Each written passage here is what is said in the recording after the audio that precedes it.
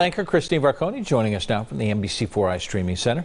Taking a look at the stories making headlines online this midday. Hi, Christine. Hey, good morning, Brad. Our top story this morning, the Franklin County Jail at Jackson Pike is eliminating in-person visits for incarcerated people and their guests. Instead, the incarcerated people will be granted 2 free 20-minute virtual visits via a tablet.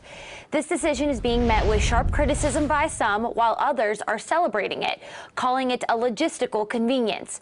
It's partly designed, the sheriff's office said, to boost the efficiency of deputies within the jail that has 650 beds, saying, quote, instead of spending considerable time escorting individuals throughout the facility for scheduled in-person visits, deputies will be more readily available to answer questions and address individual needs, end quote.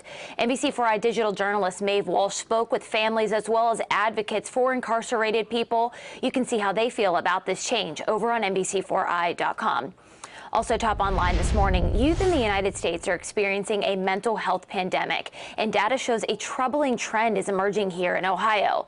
A new report shows that the COVID-19 pandemic had a profound impact on youth mental health, with the number of kids ages 3 to 17 that are struggling in the United States jumping from 5.8 million to 7.3 million.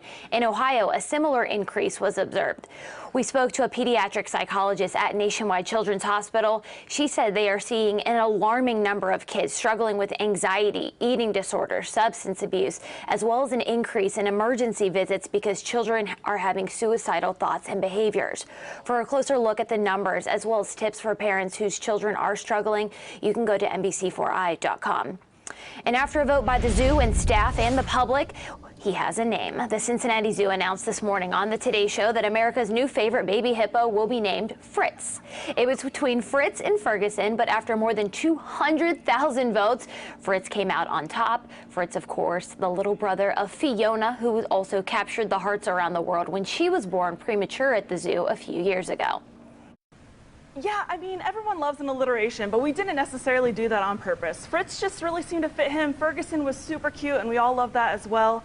But you know, something that kind of drew us to the name Fritz was Phoebe's birth control was on the Fritz, and that's how this little boy came to us. So we're playing up that and just having a lot of fun with it. Fritz was born last week and is doing well, already weighing more than 100 pounds. Also trending, finally, a downward trend in the gas prices here in the Columbus area. Gas Buddies reporting that the average price for a gallon of gas in the area is $3.46. That is 12 cents cheaper than last week and nearly $1 cheaper than a month ago. Prices do remain 47 cents higher than a year ago. Nationally, gas has dropped about 10 cents down to $3.92 per gallon on average.